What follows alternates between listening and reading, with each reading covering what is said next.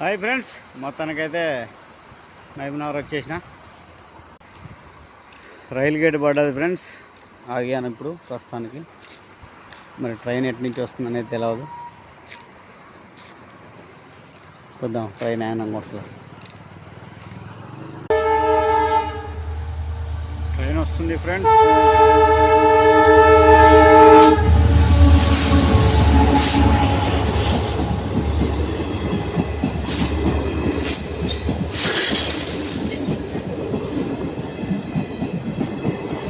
ట్రైన్లో ఎవరు లేరు ఫ్రెండ్స్, అంతా ఖాళీగా ఉంది.